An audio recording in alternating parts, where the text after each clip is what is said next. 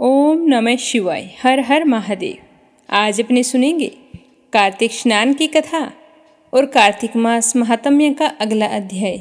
इससे पहले मैं हर एक श्रोता का तहे दिल से धन्यवाद करती हूँ कि आप मीरा भक्ति स्टोरी चैनल पर प्रस्तुत अध्याय को इतने श्रद्धा भाव से प्रेम पूर्वक सुनते हैं। कमेंट द्वारा भगवान के प्रति आपकी इतनी सच्ची श्रद्धा भक्ति देखकर हमें बड़ी ही खुशी हुई। भगवान आपकी सारी मनोकामनाएं पूर्ण करे। आप हमेशा खुश रहें, सुखी रहें, संपन्न रहें, खूब तरक्की करें, खूब उन्नति करें। आप सभी की मंगल कामना के साथ शुरू करते हैं आज की कथा। तो सबसे पहले एक छोटी सी कहानी गणेश जी भगवान की। कथा शुरू करने से पहले कमेंट बॉक्स में गणेश भगवान की जय हो, श्री लक्ष्मीपति नारायण के अनंत स्वरूपों की जय हो जरूर लिखें और मीरा भक्ति स्टोरी चैनल को सब्सक्राइब करके इस वीडियो को ज़्यादा से ज़्यादा विष्णु भक्तों में शेयर करना। बोलो गणेश गजानन की जय हो।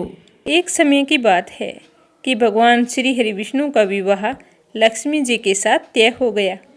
विवाह की तैयारियां जोरों शोरों से होने लगी। सभी देवी देवताओं को निमंत्रण पत्र भेजे गए, परंतु गणेश जी को निमंत्रण नहीं दिया गया। इस तरह निमंत्रण पत्र देते और शादी की तैयारियां करते करते शादी वाला दिन आ गया। बारात जाने का समय हो गया। सभी देवता अपनी पत्नियों के साथ विवाह में उपस्थित हुए तो उन सब ने देखा कि गणेश जी कहीं पर दिखाई नहीं दे रहे हैं। तो वे सारे के सारे आपस में चर्चा करने लगे कि क्या बात है, गणेश जी को न्योता नहीं दिया या फिर गणेश जी आए नहीं हैं। सभी को यह जानकर बड़ी ही हैरानी हो रही थी। तभी सबने विचार किया कि चलो विष्णु जी के पास चलते हैं और उन्हीं से पूछते हैं। तो विष्णु जी के पास जाकर उन्होंने कहा कि हम आपसे एक बात पूछना चाहते हैं कि आपने गणेश जी को बुलाया नहीं या फिर वे अपनी इच्छा से आए नहीं। तो विष्णु जी कहने लगे कि गणेश जी के माता पिता को मैंने न्योता भेज दिया है, अगर वो आना चाहते तो आ जाते, उन्हें अलग से न्योता देने की कोई ज़रूरत नहीं है। दूसरी बात यह है कि उनको 1.25 मन मूंग, 1.25 मन चावल, 1.25 मन घी और 1.25 मन लड्डू का भोजन दिन भर में चाहिए। अगर हम उसे बारात में लेकर चले गए तो उन्हें इस तरह खाता देखकर सारे लोग हंसेंगे। दूसरे के घर जाकर इतना सारा खाना पीना अच्छा भी तो नहीं लगता। इस तरह वार्ता कर रहे थे तो किसी ने सुझाव दिया कि यदि गणेश जी आ जाएं तो क्या है, द्वारपाल बनाकर घर पर बैठा देना, कह देना कि तुम घर का ध्यान रखना, जिससे गणेश जी को यह नहीं लगेगा कि उन्हें बुलाया नहीं। तो विष्णु जी को यह बात पसंद आ गई और उन्होंने गणेश जी को न्योता भेज दिया। न्योता मिलते ही गणेश जी बड़े प्रसन्न हुए, सज धज कर वहाँ आ पहुँचे। तो विष्णु जी कहने लगे कि आप घर की रखवाली करना। घर की रखवाली के लिए कोई समझदार और जिम्मेदार होना चाहिए, तो मुझे आपसे समझदार और जिम्मेदार कोई दूसरा नहीं लगा। तो यह सुनकर गणेश जी और भी प्रसन्न हुए। तो इस तरह गणेश जी को रखवाली के लिए बैठा दिया और बारात वहां से चल दी। नारद जी ने देखा कि गणेश जी दरवाजे पर बैठे हैं और बारात सारी चली जा रही है। तो वे गणेश जी के पास गए और पूछने लगे कि तुम बारात में नहीं जा रहे हो। तो गणेश जी भगवान कहने लगे कि मुझे तो घर की जिम्मेदारी दी है, कोई समझदार आदमी घर की रखवाली के लिए होना चाहिए, इसीलिए मैं तो यहाँ पर रुक गया हूँ। तो नारद जी कहने लगे कि उन्होंने आपका अपमान किया है। विष्णु जी तो आपको बुला ही नहीं रहे थे। सबने जब पूछा तो वो कहने लगे कि उनके बड़े बड़े कान, सूंड, मोटा सारा पेट, यह देखकर लोग हंसेंगे और ऊपर से खाते कितना है, 1.25 मन लड्डू, 1.25 मन मूंग, 1.25 मन घी। बारात में ले जाकर मेरे ससुराल वालों की तो बदनामी होगी कि बारात में देखो कैसे बाराती आए हैं। तो यह सुनते ही गणेश जी बहुत ही दुखी हो गए और नारद जी से कहने लगे कि अब आप ही बताओ कि मैं क्या करूं। तो नारद जी ने कहा कि आप ऐसा करो कि अपनी मूषक सेना को आगे भेज दो और उनसे कहना कि आगे जाकर सारा रास्ता खोखला कर दे, जिससे उनके वाहन धरती में धंस जाएं। इस तरह परेशान होंगे तो वो आपको सम्मान पूर्वक बुलाएंगे, क्योंकि विष्णु जी भूल गए हैं कि आप सर्वप्रथम पूजनीय हैं। तो गणेश जी ने नारद जी के कहते ही अपनी मूषक सेना को जल्दी से आगे भेज दिया और कहा कि सारी जमीन को खोखली कर देना। तो चूहों ने जैसा गणेश जी ने बोला था वैसा ही किया। जैसे ही विष्णु जी की बारात वहां से गुजरने लगी तो रथों के पहिए धरती में धंस गए। लाख कोशिश की परंतु पहिए नहीं निकल रहे थे। सभी ने अपने अपने उपाय किए पर पहिए नहीं निकले, बल्कि जगह जगह से टूट गए। अब किसी की समझ में नहीं आ रहा था कि क्या किया जाए। उधर शादी का मुहूर्त निकला जा रहा था तो विष्णु जी तो बड़े ही परेशान थे। तब नारद जी वहां पहुंचे और कहा कि आप लोगों ने गणेश जी का अपमान करके अच्छा नहीं किया है। यदि उन्हें मना कर लाया जाए तो आपका कार्य सिद्ध हो सकता है और आप पर आया यह संकट भी टल सकता है। तो शंकर भगवान ने अपने दूत नंदी को भेजा तो नंदी गणेश जी को लेकर वहां आ गए। गणेश जी का आदर सम्मान के साथ पूजन किया गया। तब जाकर कहीं रथ के पहिए निकले। पहिए तो निकल गए पर वो तो जगह जगह से टूट फूट गए थे। अब उन्हें सही कौन करे। तो पासी के खेत में एक हाथी काम कर रहा था तो उसे समाचार भेजा कि सारे रथों के पहिए सही कर दो। तो वह अपने खेत का काम छोड़कर कारीगर का सारा सामान लेकर वहां आ गया। जैसे ही वह रथ के पास बैठा तो कहने लगा, श्री गणेशाय नमः। ऐसा कहकर गणेश जी की मन ही मन वंदना करने लगा और देखते ही देखते गणेश जी ने सभी पहियों को थोड़ी सी देर में ठीक कर दिया। तो यह देखकर नारद जी ने कहा कि मैं आपसे एक बात पूछना चाहता हूँ कि आपने श्री गणेशाय नमः क्यों कहा। तो हाथी कहने लगा कि हे देवताओं, आपने सर्वप्रथम गणेश जी को नहीं मनाया होगा और ना ही उनकी पूजा की होगी, इसीलिए आप पर यह संकट आया है। तो नारद जी विष्णु भगवान से कहने लगे कि हमने ही गणेश जी को सर्वप्रथम पूजनीय बनाया था और आज हम ही उन्हें भूल गए, तो हमसे मूर्ख और अज्ञानी कौन हो सकता है।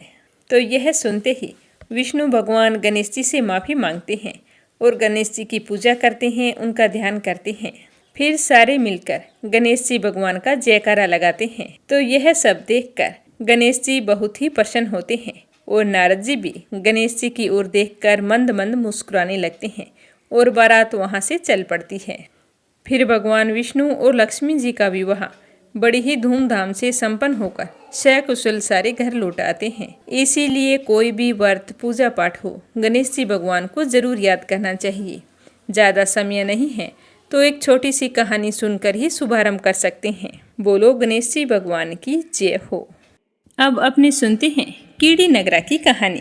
इस कहानी को कार्तिक और बैसाख के महीने में सुनने का नियम लिया जाता है। जितनी अपनी श्रद्धा हो, 7 दिन, 21 दिन या सवा महीने, सवा साल इस कथा को सुनकर उद्यापन किया जाता है। ऐसा करने से भगवान श्री हरि विष्णु का आशीर्वाद मिलता है और हमारे घर में धन धान्य में बरकत बनी रहती है। विष्णु भगवान की जय हो। एक समय की बात है, एक गांव में एक बूढ़ी माई रहती थी। उसके 2 बेटे तथा 2 बहुएं थी। बूढ़ी माई भगवान श्री हरि विष्णु की परम भगत थी। वह अपना समय दान धर्म और पुण्य कामों में लगाती थी, परंतु वह बुढ़िया माई कभी भी मंदिर और सत्संग में नहीं जाती थी, न ही तीर्थ स्थानों पर जाती थी। एक बार गांव में भागवत कथा हो रही थी तो उसके बड़े बेटे ने कहा कि माँ, आप सारा दिन घर में रहती हो तो मंदिर में भागवत कथा हो रही है, तो आप भी वहां जाकर भागवत कथा सुनकर इसका पुण्य प्राप्त करो। तो बूढ़ी माई ने अपने बेटे का मन रखने के लिए कह दिया कि बेटा, आज मैं जरूर जाऊंगी, परंतु वो नहीं गई। शाम को बेटे ने पूछा तो बोली कि बेटा, आज तो समय नहीं था, कल जाऊंगी। ऐसा करते करते 6 दिन निकाल दिए। 7वें दिन उसके बेटे ने कहा कि माँ, आज कथा का अंतिम दिन है, आज तो कथा सुनने चले जाना। तो उसकी माँ ने कहा कि ठीक है बेटा, चली जाऊंगी। तो बूढ़ी माई घर के कामों में लगी रही। घर का सारा काम निपटाकर बुढ़िया माई ने इतनी देरी कर दी कि अंतिम दिन की भागवत कथा भी समाप्त हो गई। पर वह बूढ़ी माई घर से मंदिर के लिए चल पड़ी थी।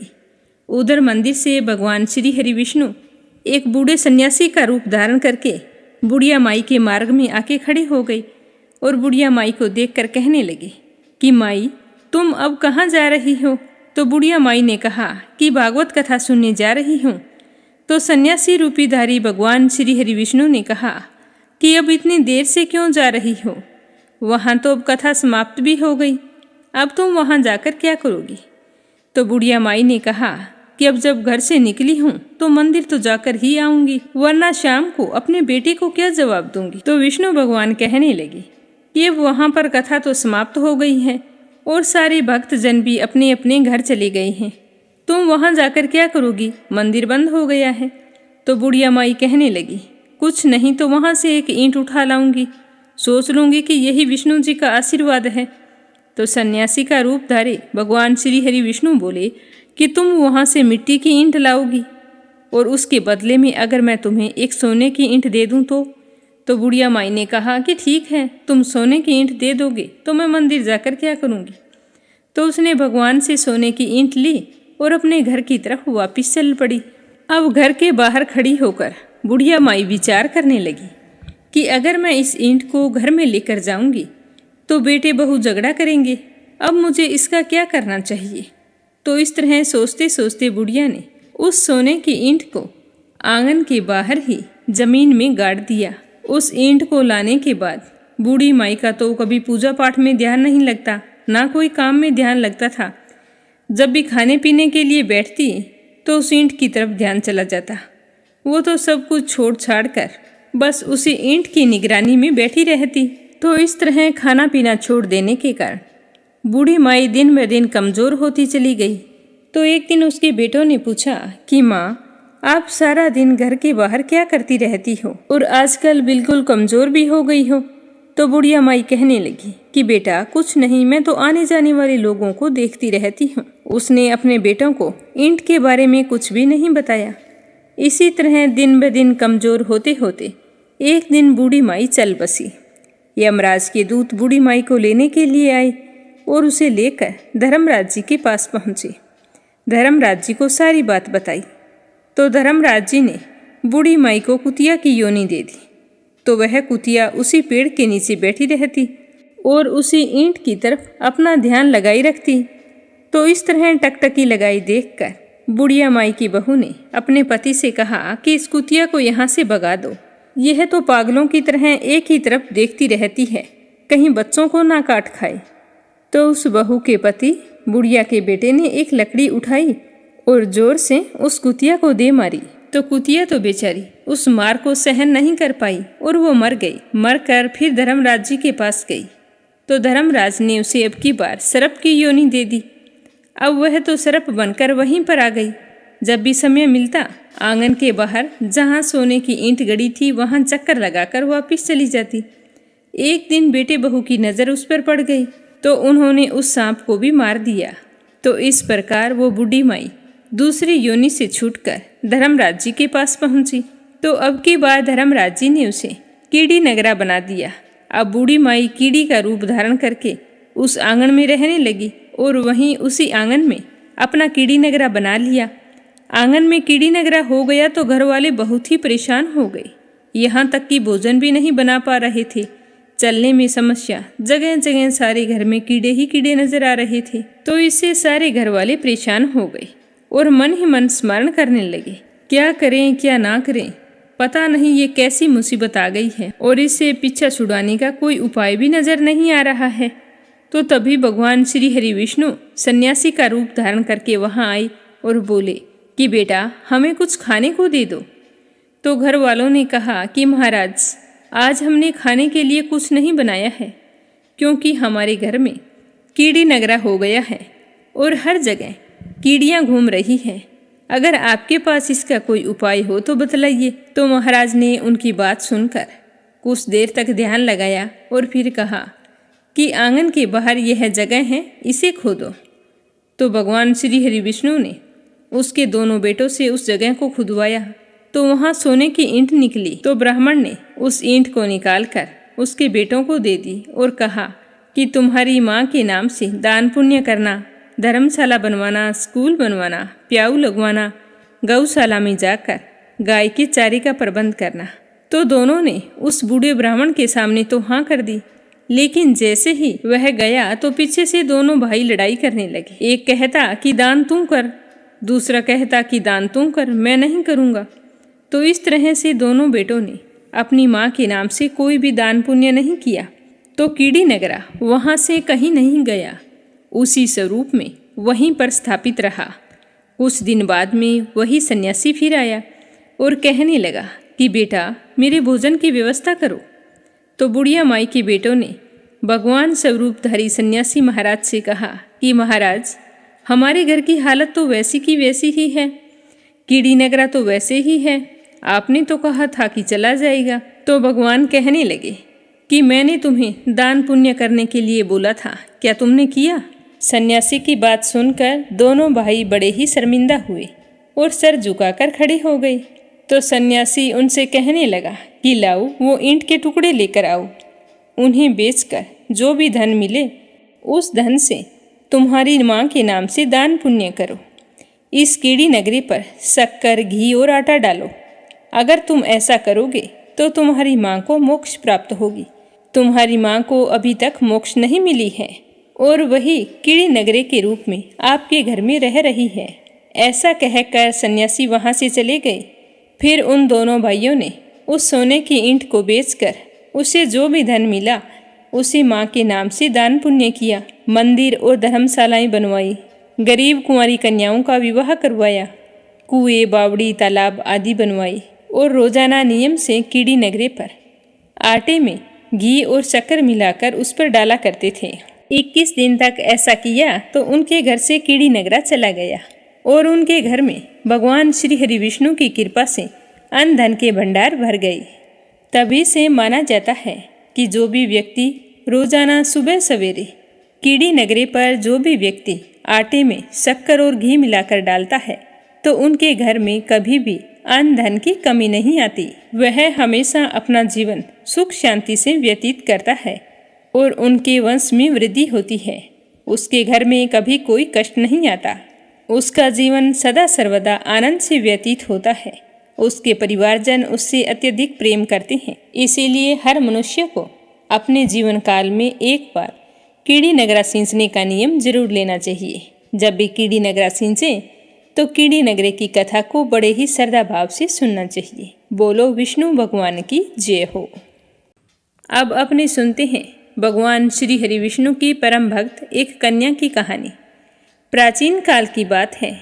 एक ब्राह्मण रहता था। वह बहुत ही निर्धन था। उसके कोई संतान नहीं थी। उसकी पत्नी बहुत ही मलिनता के साथ रहती थी। वो ना तो कभी स्नान करती और ना ही कभी किसी देवता का पूजन किया करती थी और ना ही कभी किसी के मंदिर जाकर भजन कीर्तन किया करती थी। अपनी पत्नी का इस तरह का रहन सहन देखकर ब्राह्मण देवता बड़े ही दुखी रहते थे।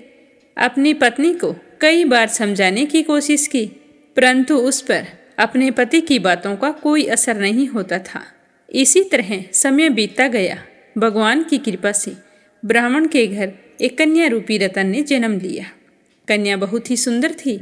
बड़ी होने पर वह सुबह जल्दी उठकर स्नान करती, फिर भगवान विष्णु के जाप करती और गुरुवार के व्रत किया करती थी। अपने पूजा पाठ को समाप्त करके जब भी वह विद्यालय जाती तो अपनी मुट्ठी में जौ भर के ले जाती और पाठशाला के मार्ग में डालती जाती तो वे जौ सोने के हो जाते। जब वो पाठशाला से लौट कर आती तो उन जौ को बीनकर घर ले आती।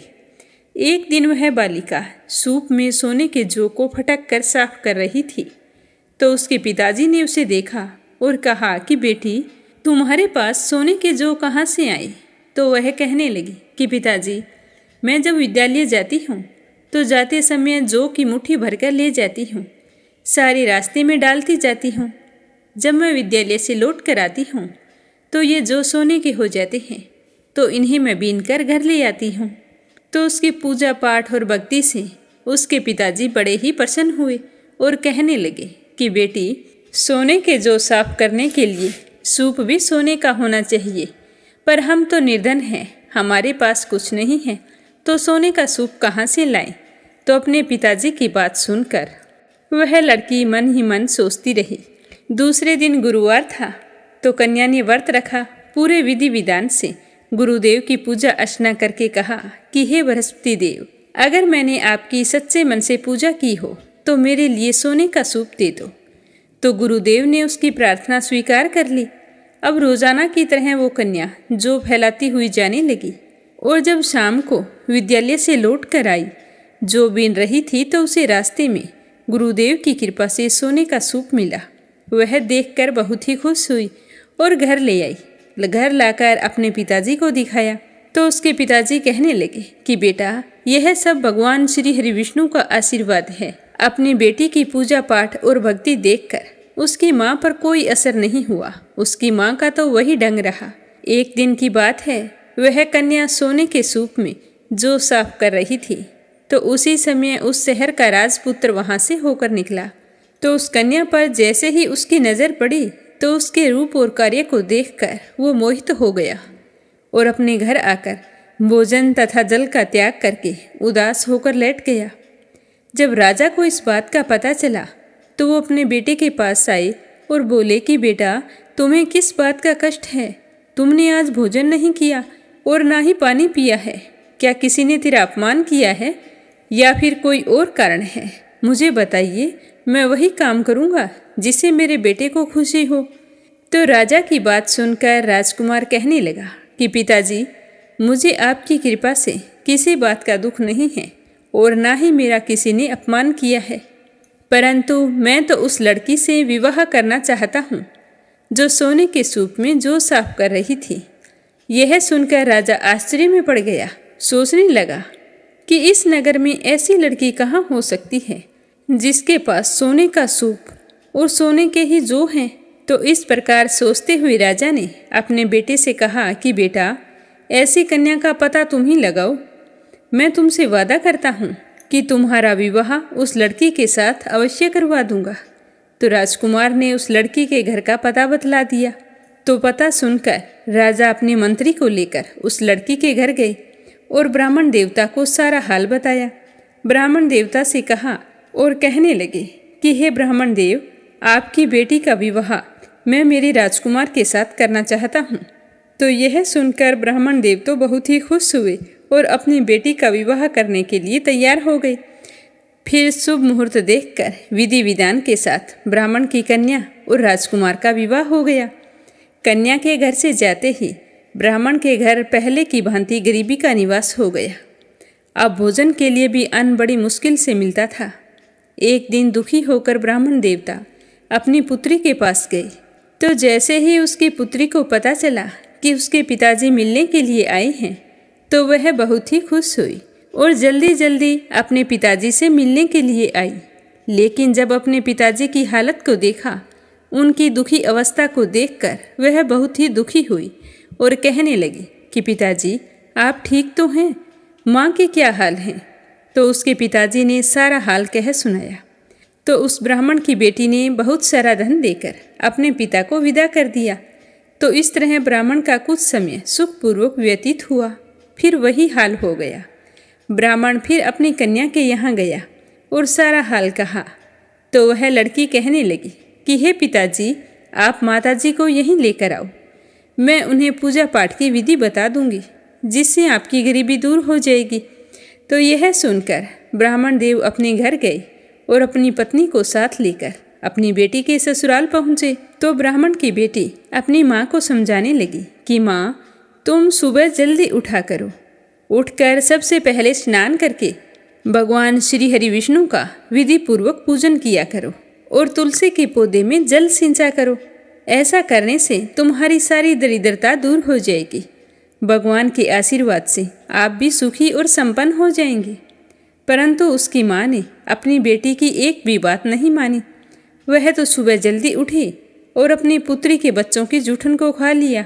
जब उसकी बेटी ने अपनी माँ को इस तरह से जूठन खाते देखा तो बहुत ही गुस्सा आया और उसी शाम को एक कमरे में से खाने पीने का सारा सामान बाहर निकाल दिया और कहा कि माँ, आज आप इस कमरे में सो जाना।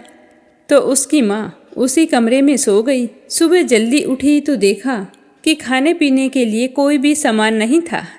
तभी उसकी बेटी कमरे में आई और कहने लगी कि माँ, जाओ आप पहले स्नान कर लो, मैंने आपके लिए गर्म पानी रख दिया है।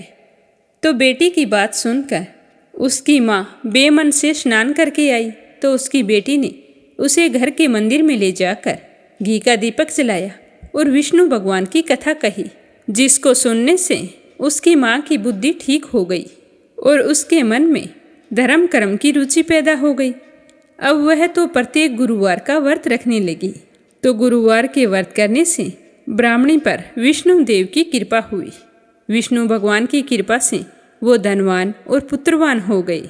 अपनी बेटी की सूझबूझ और समझदारी देखकर ब्राह्मण देवता बहुत ही खुश हुए। इस तरह दोनों पति पत्नी अपने जीवन के समस्त सुखों का भोग करते हुए अंत में बैकुंठ धाम को गए। हे विष्णु भगवान, जो भी आपका व्रत रखे, कथा कहे या सुने, उसकी सारी मनोकामनाएं पूर्ण करना, अन्न धन के भंडार भरना, सुख सौभाग्य का वास करना। बोलो बृहस्पति देवता की जय हो, बोलो विष्णु भगवान की जय हो। अब अपने सुनते हैं गंगा और यमुना की कथा, जिसे कार्तिक मास में सुनने से पुण्य फलों की प्राप्ति होती है और जाने अनजाने हुए पापों से हमें मुक्ति मिल जाती है। प्राचीन समय की बात है, एक गांव था जिसमें 2 बहनें रहा करती थी। एक बहन का नाम था गंगा, दूसरी का नाम था जमुना। एक बार दोनों बहनें किसी साहूकार के खेत से गुजर रही थी, तो जमुना ने खेत में से 13 दाने जौ के तोड़ लिए और गंगा को दिखाने लगी। तो गंगा कहने लगी कि जमुना, तूने ये क्या किया? तूने चोरी की है, इसका दोष तुझे लगेगा। तो यह सुनकर जमुना घबरा गई और कहने लगी कि बहन, मेरा ये पाप कैसे उतरेगा? तो गंगा कहने लगी कि तू अब ऐसा कर, जिस साहूकार का ये खेत है उसके घर जाकर 12 साल तक नौकरी कर, तभी तेरा पाप धुलेगा और तुझे इस दोष से मुक्ति मिलेगी। तो यह सुनकर जमुना साहूकार के घर चली गई और वहां जाकर साहूकार से कहने लगी कि बाबा, मुझे काम पर रख लो। तो साहूकार को काम वाली की ज़रूरत थी। उसने कहा कि ठीक है बेटा, तुम क्या क्या काम कर सकती हो? तो वो कहने लगी कि बाबा, मैं सारे काम करूँगी, लेकिन 4 काम नहीं करूँगी। जूठे बर्तन नहीं मांजूंगी, झाड़ू नहीं लगाऊंगी, बिस्तर नहीं बिछाऊंगी और दिया नहीं जलाऊंगी। तो साहूकार ने उसकी चारों शर्त मानकर उसे काम पर रख लिया और साहूकारनी से मिलवाया। तो उससे मिलकर साहूकारनी भी बड़ी खुश हुई। फिर जमुना उनके यहाँ काम करती रही। साहूकार और साहूकारनी माँ बाप की तरह उसे स्नेह देते रहे। जिन 4 कामों का बोला था वो काम उससे कभी नहीं करवाए। ऐसा करते करते समय बीतता गया। 12 साल बीत गए। 12 साल के बाद में कुंभ का मेला लगा। तो साहूकार साहूकारनी से कहने लगा कि चलो, कितने सालों बाद मेला लगा है, अपने स्नान करके आते हैं। तो उन्होंने जमुना से पूछा, तो उसने कहा कि नहीं, मैं तो नहाने के लिए नहीं जाऊंगी।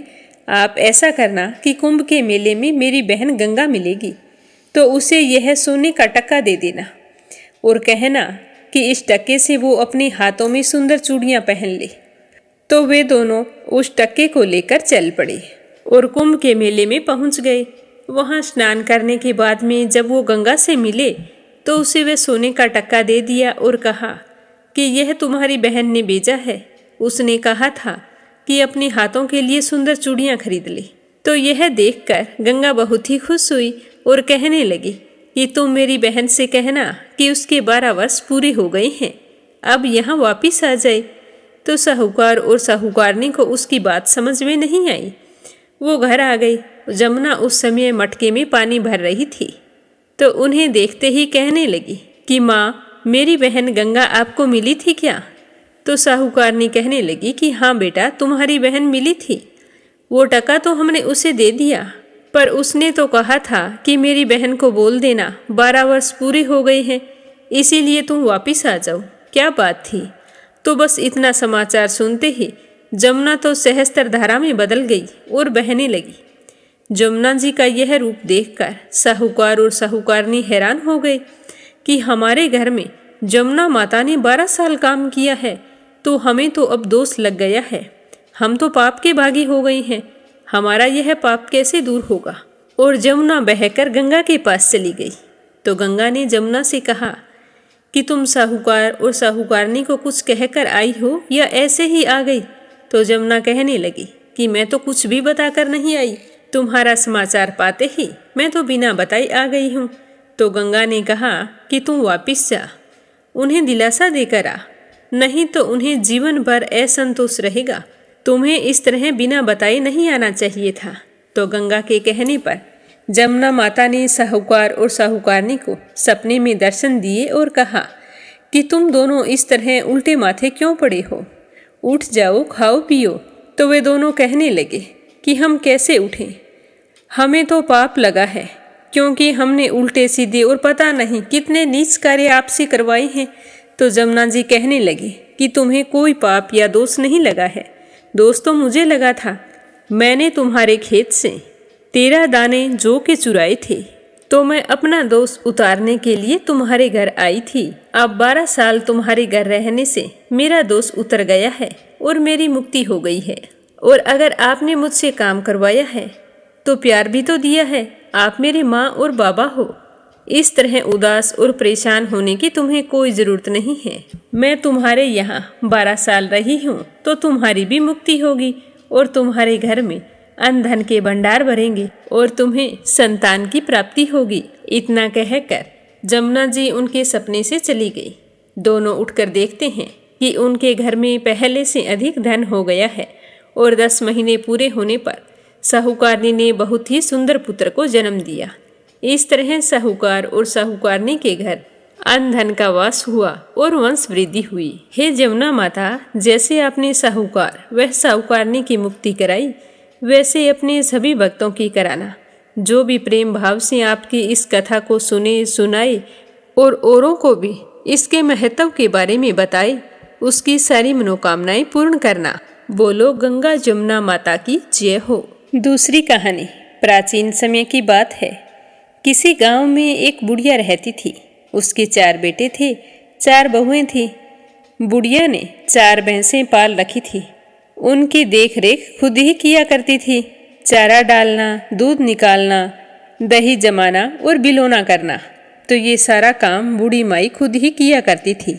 एक समय की बात है, कार्तिक का महीना आया तो बुढ़िया माई ने सोचा कि सारा काम मैं ही संभालती हूँ, क्यों ना मैं कार्तिक स्नान करके आऊँ और चारों बहुओं को भैंसों की जिम्मेदारी संभला देती हूँ। देखती हूँ कि कौन सी बहू को कितना काम आता है। तो यह सोचकर उसने अपनी चारों बहुओं को बुलाया और कहा कि मैं तो बेटा कार्तिक स्नान करने जा रही हूँ, तुम ऐसा करना, एक एक भैंस रख लो, मैं 1 महीने बाद वापिस आ जाऊँगी।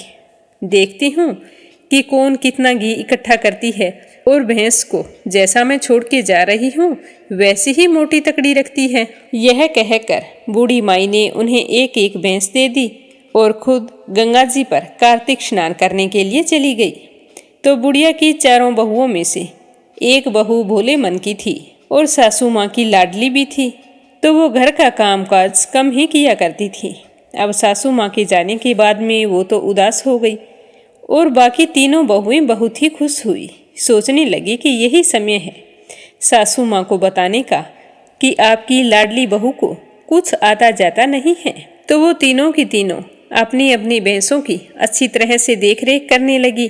तो उनकी देखा देखी वो चारा तो डाल देती, दूध भी निकाल लेती, पर उसे दूध बिलोना नहीं आता था।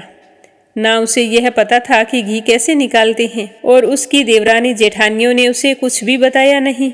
वो तो ये सोच रही थी कि जब सासू माँ वापिस आएंगे तो किया धरा कुछ मिलेगा नहीं, तो लाडली बहू को डांट पड़ेगी। वो तो तीनों अच्छे से बिलोना करती और घी इकट्ठा करके रख लिया, लेकिन उसको कुछ आता जाता नहीं था। वो दूध तो निकाल लेती थी पर बिलोना उसे आता नहीं था। एक दिन वो पानी लेने के लिए कुएं पर जा रही थी, तो रास्ते में कई औरतें बैठी थी जो पीपल पथवारी सींच रही थी। तो उसने पूछा कि बहनों, आप ये सब क्या कर रही हैं? तो उन्होंने कहा कि हम तो पथवारी माता की पूजा कर रही हैं। तो वो कहने लगी कि इसके करने से क्या फल मिलता है? तो उन औरतों ने बताया कि पथवारी माता को पूजा करने से घर में अन्न धन का वास होता है, सालों से बिछुड़े पति से मिलन हो जाता है, अगर किसी के संतान ना हो तो संतान की प्राप्ति होती है। तो उसने देखा कि सारी औरतें दूध दही से पथवारी सींच रही हैं, तो वह घर आ गई, सारा दूध लेकर वहाँ पर गई और पीपल की पथवारी में गिरा दिया। मन से बोली थी, सोचा कि इसका और क्या करूं। ऐसा करते करते कार्तिक का महीना बीत गया। वो तीनों खुश हो रही थी। अपने अपने घी के डिब्बे को संभाल कर रखा था और उसके पास कुछ नहीं था। तो वो सोच रही थी कि सासू माँ को क्या जवाब दूंगी। मैंने तो सारा दूध दही पीपल की पथवारी पर डाल दिया है। तो महीना पूरा होते ही उसकी सास आ गई। सास के आते ही उसकी तीनों बहुएं आई और खुश होते हुए अपने अपने डिब्बे दिखाने लगी कि देखो माँ जी, हमने इतना घी इकट्ठा कर लिया है। तो उसकी सास देखकर बहुत ही प्रसन्न हुई और पूछने लगी कि वो कहाँ है। तो वो कहने लगी कि सासू माँ क्या बताएं, वो तो दूध दही लेकर घर से बाहर निकल जाती है, अभी अभी गई है, पता नहीं क्या करके आती है। और उधर वो बेचारी पथवारी माता के पास जाकर उदास होकर बैठ जाती है। तो पथवारी माता उससे पूछती है कि बेटी क्या बात है। तो उसने कहा कि मुझे घी बनाना आता नहीं है, इसीलिए मैंने सारा दूध दही आपके यहाँ डाल दिया है। अब मेरी सासू माँ आने वाली है, वो तो तीनों अपने अपने घी के डिब्बे दिखा देगी, मैं उन्हें क्या बताऊंगी। मुझे कुछ न आता देखकर मेरी सासू माँ बहुत ही दुखी होंगी। तो पथवारी माता कहने लगी कि बेटा परेशान होने की कोई ज़रूरत नहीं है, तुम ये 4 कंकड़ ले जाओ और 4 डिब्बों में इन्हें एक एक रख देना। तो वह बहुत ही खुश हुई और चारों कंकड़ लेकर घर आ गई। तो घर आते ही उसकी सासू माँ आंगन में बैठी थी और देखते ही कहने लगी कि बेटा कहाँ गई थी, देख बाकी बहुओं ने कितना घी इकट्ठा किया है, अब तू भी लाकर दिखा दे कि तूने कितना इकट्ठा किया है। तो उसकी जेठानियाँ खड़ी खड़ी मुस्कुरा रही थी कि अब घी किया होगा तो लेकर आएगी, देखते हैं आज क्या कहती है। तो वो अपनी सासू माँ के पैर दबाकर कहने लगी कि माँ जी अभी लाती हूँ। यह कहकर वो अंदर चली गई। अंदर जाकर 4 डिब्बे लिए और उनमें एक एक कंकड़ रखकर अपनी सासू माँ को लाकर दे दिए। तो सासू माँ एक साथ 4 डिब्बे देखकर बहुत ही हैरान हुई, कहने लगी कि बेटा तूने 4 डिब्बे घी इकट्ठा कर लिया, ये चमत्कार कैसे किया। तो उसकी बाकी बहुएं कहने लगी माँ जी बिलोना तो एक दिन नहीं किया, घी कहाँ से आएगा, जरूर इसके पति ने इसे खरीद कर दिया है। तो उसकी सास बोली क्या ये सच है। तो वह कहने लगी कि माँ जी मुझे दही बिलोना तो नहीं आता, मैं तो दूध और दही लेकर पीपल पथवारी सींच आती थी, दूध पीपल में सींच देती और दही पथवारी माता पर चढ़ा देती, तो यह तो सब कुछ पथवारी माता की कृपा है। तो छोटी बहू की बात सुनकर सारी बहुओं ने कहा कि अगर पथवारी माता को सींचने से इतना अधिक पुण्य मिलता है तो हम भी अगले साल से पथवारी माता को जरूर सींचेंगे और कार्तिक स्नान करेंगे। फिर चारों देवरानी जेठानी मिलजुल कर रहने लगी। दूसरे साल जब कार्तिक का महीना आया तो वे चारों की चारों कार्तिक स्नान करती और पीपल पथवारी सींच कर आती। हे पथवारी माता, जैसा आपने उस बुढ़िया की बहू को दिया वैसा सबको देना। जो भी आपकी इस कथा को श्रद्धा भाव से सुने उसके सारे मनोरथ पूर्ण करना। बोलो पथवारी माता की जय हो। अब अपने सुनते हैं कार्तिक मास महात्म्य का अगला अध्याय। इस तरह भगवान श्री कृष्ण कार्तिक मास महात्म्य सुनाते हुए सत्यभामा से कहने लगे कि हे प्रिय, नारद जी के वचन सुनकर राजा पृथु बहुत ही हैरान हुए। अंत में उन्होंने नारद जी का पूजन आदि करके उनको खुशी खुशी विदा किया। इसीलिए माघ, कार्तिक और एकादशी यह 3 व्रत मुझे अत्यधिक प्रिय हैं। वनस्पतियों में तुलसी, महीनों में कार्तिक, तिथियों में एकादशी और क्षेत्रों में प्रयाग मुझे बहुत ही प्रिय हैं। जो मनुष्य इंद्रियों पर विजय प्राप्त करके इनका सेवन करता है वह मुझे यज्ञ करने वाले मनुष्य से भी अधिक प्रिय होता है। जो मनुष्य विधि पूर्वक इनकी सेवा करते हैं मेरी कृपा से उन्हें समस्त पापों से छुटकारा मिल जाता है। भगवान श्री कृष्ण के ये वचन सुनकर सत्यभामा ने कहा कि हे प्रभु, आपने बहुत ही अद्भुत बात कही है कि दूसरे के लिए पुण्य के फल से कलह की मुक्ति हो गई। यह प्रभावशाली कार्तिक मास आपको अधिक प्रिय है, जिससे पतिद्रोह का पाप केवल स्नान के पुण्य से ही नष्ट हो गया। दूसरे मनुष्य द्वारा किया हुआ पुण्य उसके देने से किस प्रकार मिल जाता है, यह भी आप मुझे बताने की कृपा करें। तो सत्यभामा की बात सुनकर भगवान श्री कृष्ण बोले कि हे प्रिय, जिस कर्म द्वारा बिना दिया हुआ पुण्य और पाप मिलता है उसे ध्यानपूर्वक सुनो। सतयुग में देश, ग्राम तथा कुलों को दिया हुआ पुण्य या पाप मिलता था, किंतु कलयुग में केवल कर्ता को ही पाप तथा पुण्य का फल भोगना पड़ता है। संसर्ग न करने पर भी वह व्यवस्था की गई है और संसर्ग से पाप व पुण्य दूसरे को मिलते हैं, उसकी व्यवस्था भी तुम सुन लो। पढ़ाना, यज्ञ कराना और एक साथ भोजन करने से पाप पुण्य का आधा फल मिलता है।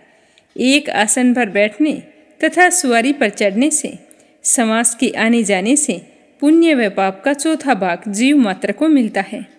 छूने से, भोजन करने से, दूसरे की स्तुति करने से पुण्य और पाप का छठवां भाग मिलता है। दूसरे की निंदा, चुगली और धिक्कार करने से उसका सातवां भाग मिलता है। पुण्य करने वाले मनुष्य की जो कोई सेवा करता है वह सेवा का भाग लेता है और अपना पुण्य उसे देता है। नौकर और शिष्य के अतिरिक्त जो मनुष्य दूसरे से सेवा करवाकर उसे पैसे नहीं देता वह सेवक उसके पुण्य का भागी होता है।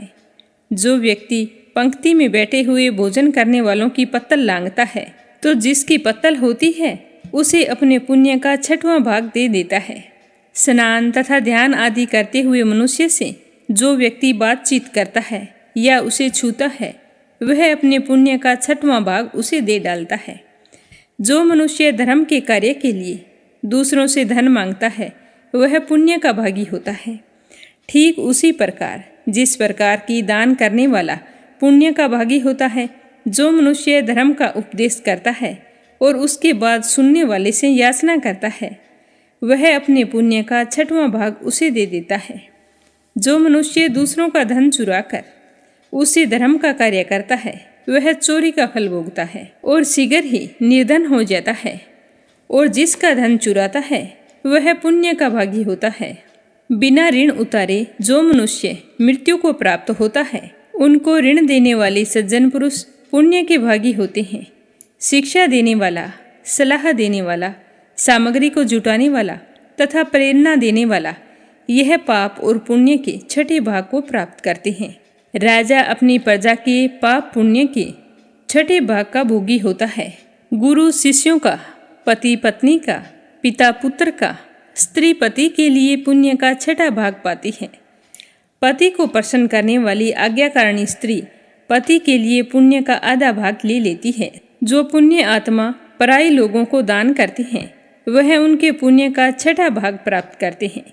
जीविका देने वाला मनुष्य जीविका ग्रहण करने वाले मनुष्य के पुण्य के छठे भाग को प्राप्त करता है। इस प्रकार दूसरों के लिए पुण्य अथवा पाप बिना दिए ही दूसरे को मिल जाते हैं। किंतु यह नियम जो मैंने बतलाए हैं ये कलयुग में लागू नहीं होते। कलयुग में तो एकमात्र कर्ता को ही अपने पाप पुण्य भोगने पड़ते हैं।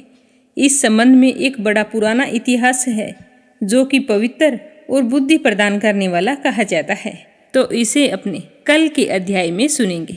अब अपने सुनते हैं तुलसी माता की कहानी। कार्तिक का महीना था।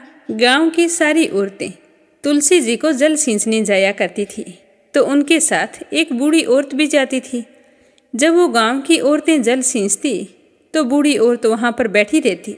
जब वो सारी की सारी जल सींचकर घर आ जाती तो बूढ़ी माई खड़ी होकर तुलसी माता से कहती कि हे तुलसी माता, सत की दाता, मैं बिड़ला सींचती हूँ तेरा, तू करना निधार मेरा। हे तुलसी माता, मुझे बहू दे, पीताम्बर की धोती दे, मीठा मीठा घास दे, बैकुंठा का बास दे, चटक की चाल दे, पटक की मोत दे, चंदन का सा काट दे, रानी का सा राज दे, दाल भात का भोजन दे, ग्यारस की मोत दे, कृष्ण जी का कांदा दे। तो जब यह तुलसी माता सुनती तो सोचती कि इसे सब कुछ दे दूंगी, लेकिन भगवान श्री कृष्ण का कांदा कहाँ से दूंगी। तो इस तरह सोचते सोचते तुलसी माता तो सूखने लगी।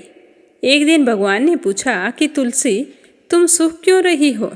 तो तुलसी माता कहने लगी कि एक बुढ़िया रोज यहाँ पर आती है और मुझे कहती है कि हे तुलसी माता, सतगी ताता, मैं बिड़ला सिंचा तेरा, तू कर निधार मेरा।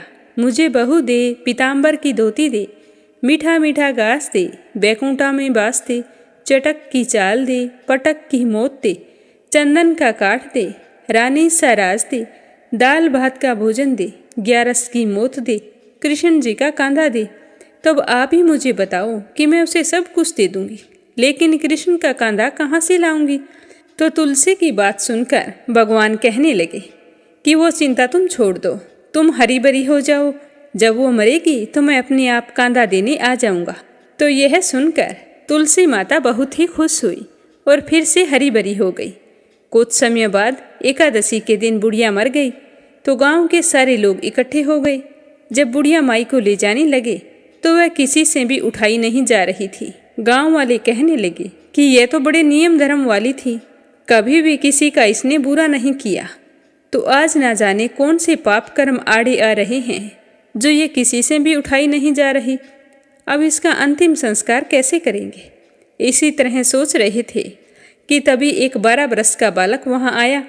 वो कहने लगा कि मुझे इस बुढ़िया के कान में कुछ कहना है, तो ये बुढ़िया माई हल्की हो जाएगी।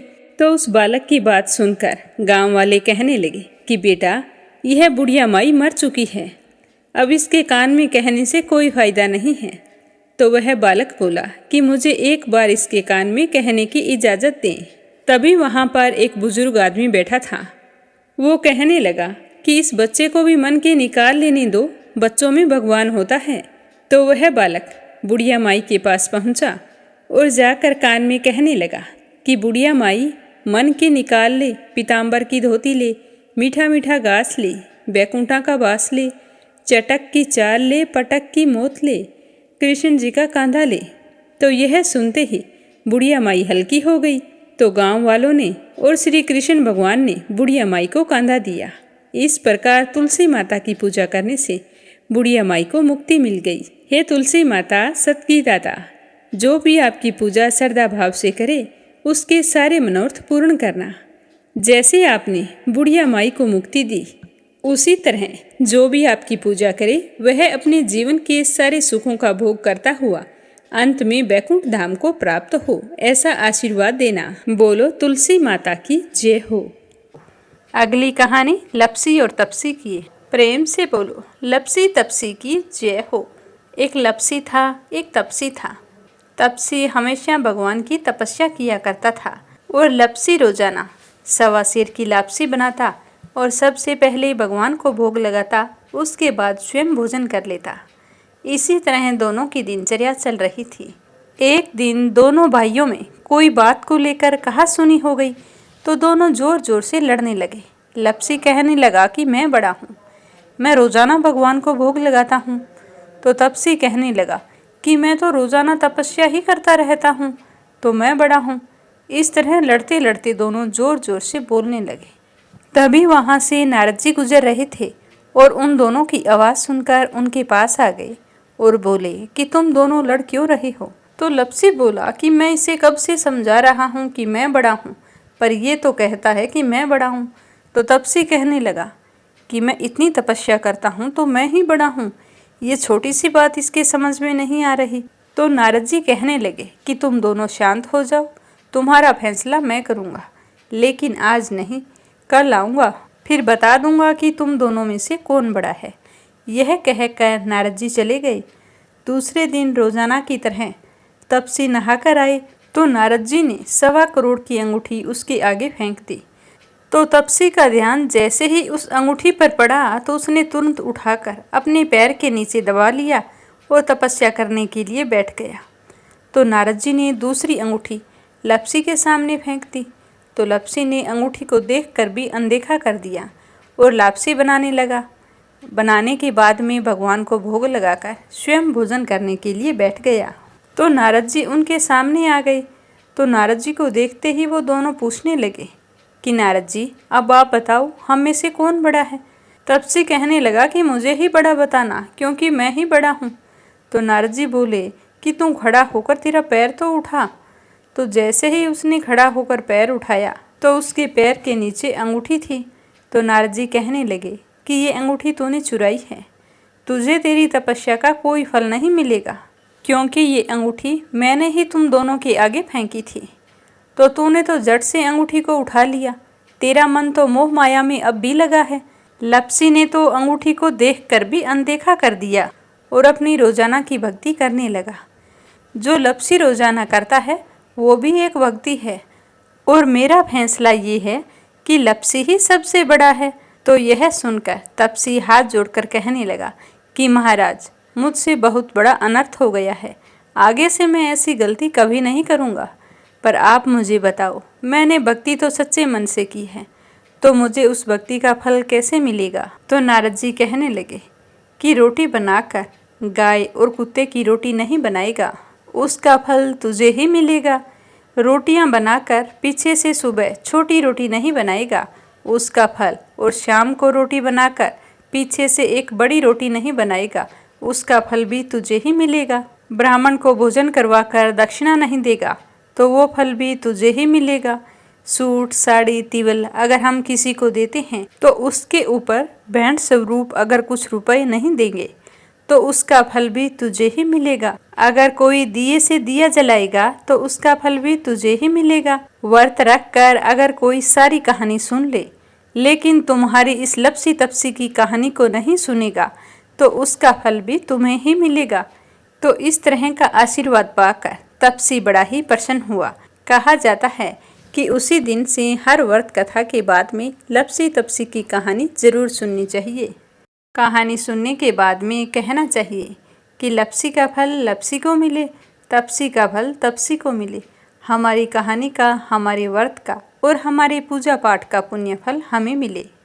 कथा समाप्त होते ही कमेंट बॉक्स में लक्ष्मीपति नारायण की जय हो जरूर लिखें और मीरा भक्ति स्टोरी चैनल को सब्सक्राइब करके वीडियो को ज़्यादा से ज़्यादा विष्णु भक्तों में शेयर करें। भगवान श्री हरि आपकी सारी मनोकामनाएं पूर्ण करें। कल फिर मिलेंगे अगले अध्याय और कथा के साथ। आप सभी की मंगल कामना के साथ। ओम नमः शिवाय। हर हर महादेव।